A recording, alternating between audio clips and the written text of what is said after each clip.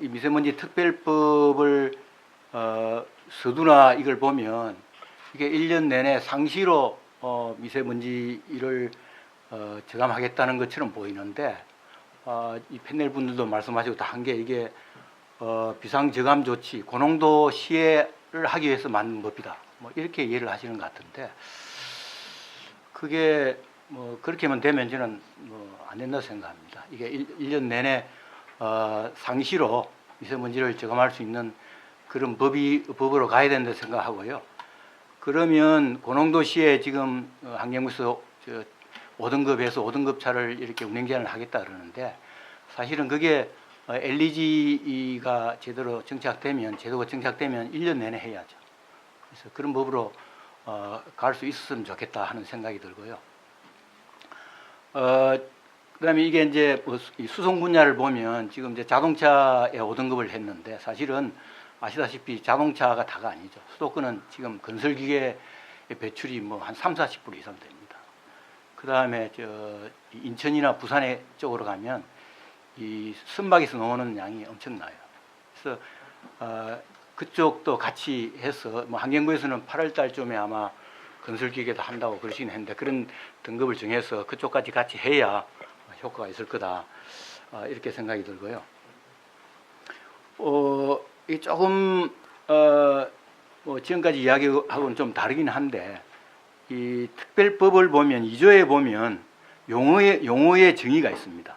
이게 미세먼지라는 게 이게 PM10에서 미세먼지가 있고 PM2.5 초미세먼지 두 개가 정의가 돼 있어요. 우리가 말하는 미세먼지는 이 두 개를 줄이겠다고 걸로 이해가 되는데 자동차는 여러분들 아실지 모르겠지만은 이 PM 기준이 중량으로 해서 PM이 있는데 그게 주로 PM10들입니다. 자동차는 PM10인데 또 다른 기준이 입자 개수 기준이 있습니다. PN 기준에서 그 자동차 배출 기준에는 입자 개수 기준이 있습니다. 그래서 승용차 같은 경우는 1km 갈 때 6 곱하기 10의 11성계 아마 600만 개쯤 되는데 그런 기준이 있어요. 그 기준을 왜 정했겠어요? 여러분들 여기에 대해서는 전혀 지금 뭐 어느 누구도 환경부에서 이 기준을 정했는데도 전혀 여기에 대한 뭐 인식이라든가 대책이 없습니다.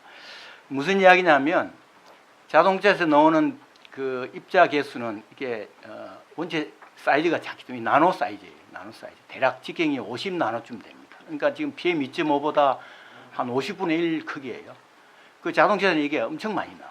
사실은 인체 유해성은 아까 인체 유해성 이야기를 하셨는데 우리 미세먼지를 좀 줄이려고 하는 이유가 뭐죠? 일단 인체 유해성 때문인데 인체 유해성 측면에서 보면 PM10보다 PM2.5가 훨씬 유해하죠. 근데 PM2.5보다 이 나노 PM, 50 나노 PM0.05죠. 이게 훨씬 유해합니다. 그래서 이게 이제 그 건강하시는 그 분들이 최근에 계속 연구를 하고 있는데 아까 몇 분 말씀하셨지만은 사이즈가 작기 때문에 우리 사람 세포 크기가 1마이크로에서 10마이크로예요. 근데 이 사이즈는 50 나노니까 이 세포를 쉽게 말하면 통과한다고 보시면 됩니다. 그래서 이게 이제 아까 호흡기를 통해서 이 혈관에도 들어가고 또 우리 호흡할 때 그 코를 통해서 신경세포를 통해서 뇌에도 들어가는 그런 사이즈예요. 근데 이게 자동차에는 기준이 있는데 아직은 대기 기준은 없습니다. 근데 우리가 법적으로 배출형 기준이 자동차에 있는데 왜 미세먼지 특별법에는 나노 사이즈나 나노 미세먼지나 또는 입자 개수 기준이 없는지 제가 좀 앞으로 우리가 이제 관심을 가져야 될 게 사실은 그게 가장 중요한데 그래서 그런 기준이 들어갔으면 좋겠다 하는 말씀을 드리고 싶고요. 부가에서 저희들이 이제 그 도로변이나 대기의 그 입자 개수를 측정을 많이 하고 데이터를 저희들이 모으고 있는데요. 대략 아까 1km 갈 때 6 곱하기 10의 11승계라 그러면 킬로미터니까 좀 알기가 힘들죠. 근데 1cc당으로 대략 보면요. 1cc당 자동차 그 기준을 따지면 한 10만 개쯤 됩니다. 그러니까 10의 5승계죠. 그런데 도로변에 가서 실제 차가 다니는 도로도 측정하면 한 5만 개 정도 나와요. 그 절반이 그게 그대로 나옵니다. 대기 중에도 있어요. 대기 중은 여러분들이 아실지 모르겠지만 그 우리 낙스나 이제 암모니나 이런 게 이제 나와서 2차 미세먼지로 바뀐다고 그러는데 사실 낙스가 그게 가스잖아요. 가스 물질이 입자성 물질로 바뀌는 과정에 나노 입질이 입자로 나와서 그게 성장해 가는데 대기 중에도 한 2만 개에서 3만 개 정도가 있습니다. 대기 중에. 그래서 이게 사실은 우리 인체에 가장 이제 초미세먼지 PM2.5보다 훨씬 유해한 물질인데 이게 전혀 지금 언급이 되고 있지 않다. 그래서 지금 유럽이나 뭐 미국에서는 이쪽 굉장히 연구를 많이 하고 있고 그쪽에 이제 기준을 어떻게 정할 건지 많이 하고 있기 때문에 우리 미세먼지 그 특별법에도 이 PM 개수나 또는 나노 미세먼지 항목이 들어갔으면 좋겠다는 좀 생각을 드리고요. 아까 이게 이제 고농도 대책이었는데 저는 상시 대책 같으면 이 자동차에 여러 가지 제도들이나 정책이 굉장히 많이 있습니다. 근데 이게 뭐 지금 있는 제도를 더해서 우리가 앞으로 가장 심각하게 생각해야 될 게 자동차는 특히 디젤 자동차는 이제 후처리 장치, 그러니까 매연 여가 장치나 낙스를 줄이는 SCR 장치가 다 부착됩니다. 이게 뭐 특히 유로 6 되면 다 부착되죠. 그러면 서울에 있는 잠깐만 이제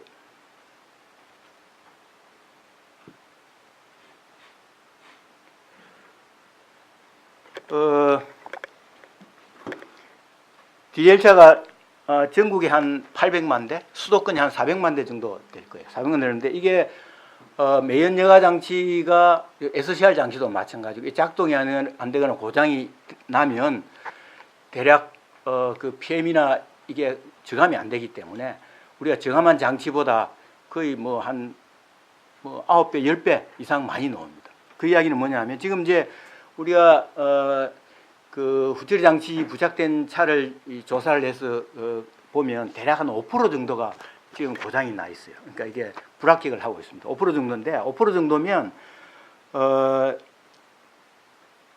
수도권에 한 120만 대 정도가 더 차가 늘어나는 그런 거죠. 그러니까 그 매연 여가 장치 부착한 수도권에 한 400만 대가 돼 있는데 그게 5%가 고장이 나면 결국은 경유차가 한 120만 대 더 늘어나는 그런 그 계산이 됩니다. 그래서 제가 말씀드린 거는 이게 이제 상시로 후처리 장치, 경유차의 후처리 장치를 어떻게 관리할 건가 하는 게 앞으로 자동차 관리에서 가장 중요하고요.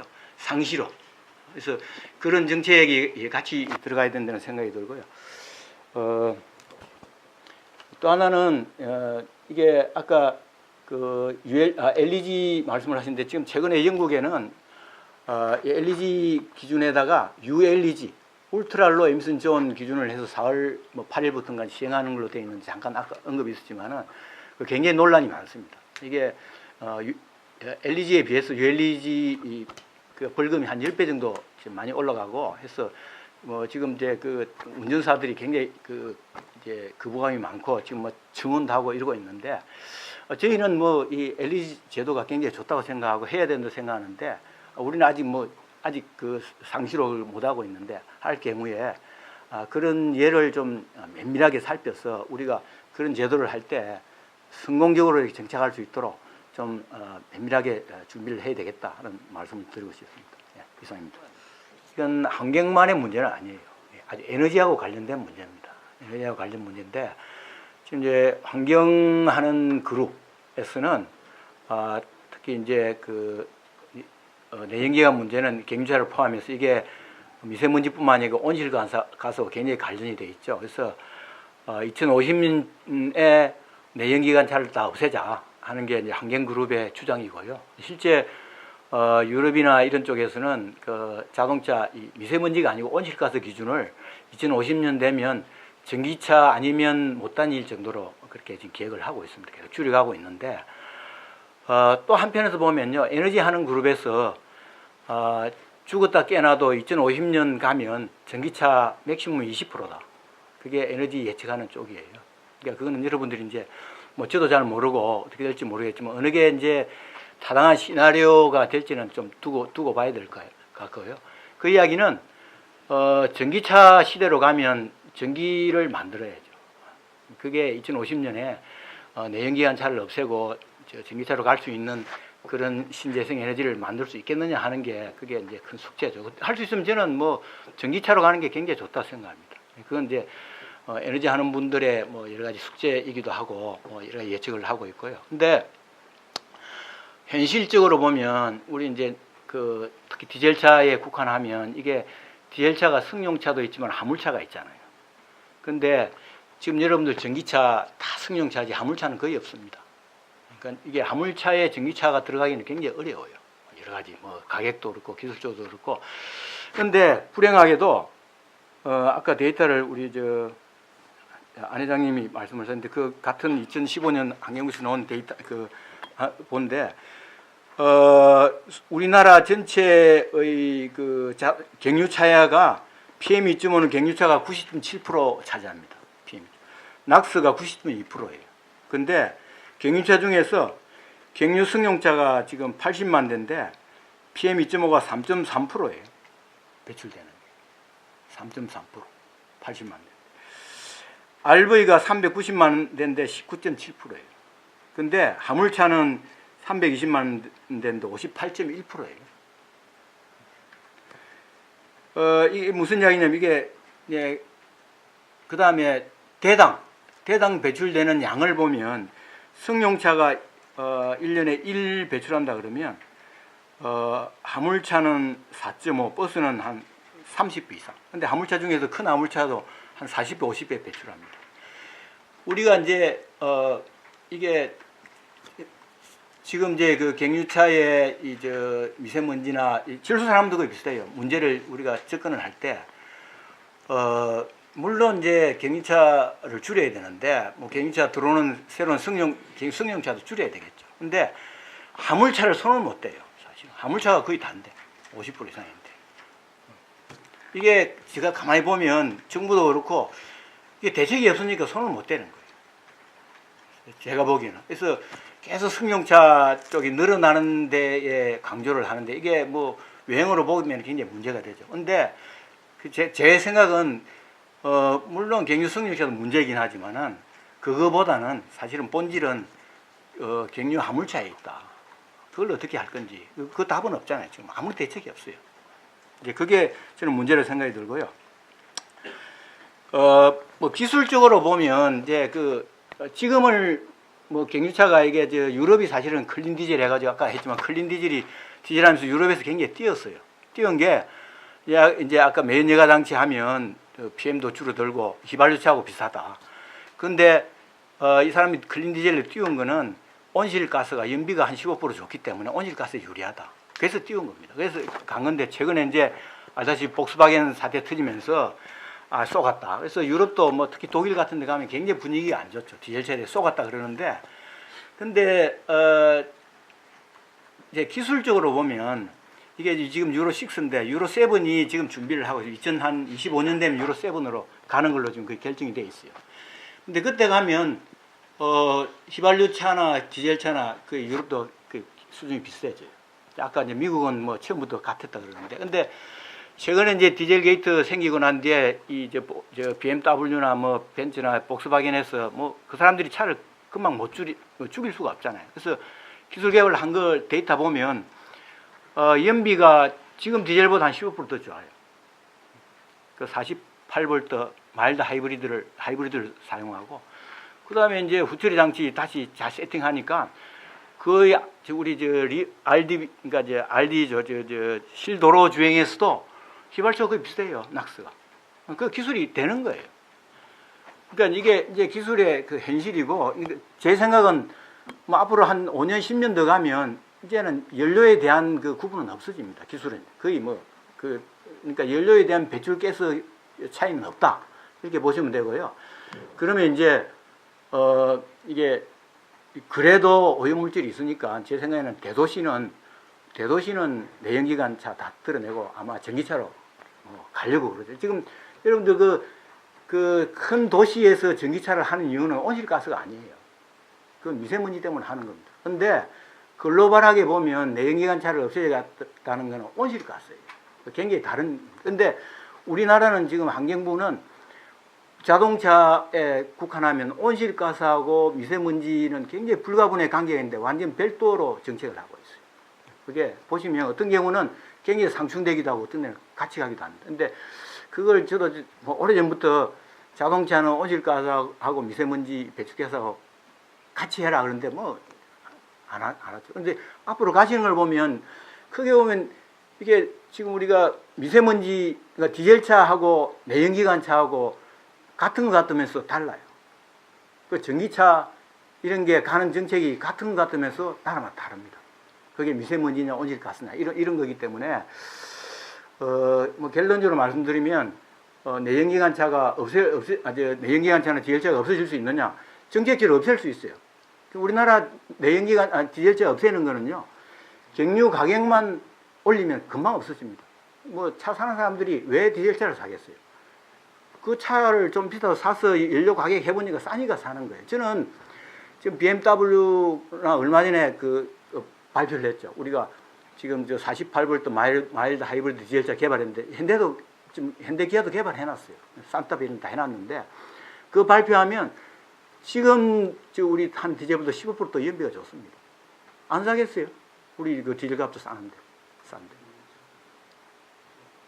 판매돼요. 저는 판매된다고 생각합니다. 아무리 디젤차 아무리 뭐 규제해봐야 연료 가격이 싸고 사는 사람이 그거 하면 뭐 이익이 있으면 당연히 사죠. 그거 막을 방법이 없어요. 정부가. 그러니까 정부가 정책적으로 막겠다 그러면 경유 가격을 올리는 거 말고는 없습니다. 저는 뭐 다른 대안이 없다 생각해요. 그게 다른 나라도 유럽이나 뭐 유럽은 경유 가격이 비싸도 많이 사용하는 이유가 그 연비나 이런 걸 따져보서 하는 거거든요. 그래서 그렇지 않으면 그냥 우리 지금 정책으로 가면 경유차는 늘어난다. 뭐 늘어날 거라고 봅니다. 이상입니다. 매연 여가 장치가 부착되지 않은 디젤차는 10에 아까 기준이 6고 10에 11승계인데 그게 10에 13승계 한 100배 정도 많습니다. 10에 13승계고 매연 여가 장치를 부착하면 10에 11승계 그러니까 100분의 1이 줄어들죠. 근데 그 수준은 휘발유차나 LPG차보다 사실은 조금 더 적어요. 개수는 더 줄어들어요. 거의 뭐 비슷한 수준이 한데 우리 기준보다는 뭐 한참 낮죠. 문제는 가솔린 차에 지금 우리나라 현대자동차에 지금 가솔린 차는 다 GDI입니다. 가솔린 직접 분사의 GDI인데 그게 일반 우리 그 가솔린 차보다 10배쯤 많이 나와요. 지금 기준이 아까 6 곱하기 10에 11승계인데 그 10에 12승계 나와요. 그래서 유럽은 아까 우리 그 입자 개수 기준이 그 디젤차뿐만이 아니고 유럽은 GDI 엔진이 같이 들어가는데 우리는 지금 GDI 안 돼 있어요. 그 기준도 빨리 해야 되는데 그래서 가솔린 차도 DPF처럼 GPF라고 해서 그걸 붙이게 돼 있습니다. 붙여야 되는데 그걸 아직 안 붙이고 있는데 뭐 하여튼 별로 관심이 없으니까 유럽은 이미 기준 다 정했는데 다른 건 다 같이 하는데 그건 왜 같이 안 하는지 모르겠어요. 근데 하여튼 그런 걸 하면 현대자동차는 다 붙여야 되거든요. 붙여야 되니까 뭐 돈이 많이 들겠죠. 그래서 뭐 무슨 이유인지 안 하고 있는데 하여튼 그 PN 개수는 DPF 붙여가면 휘발유차나 LPG차나 같은 수준입니다.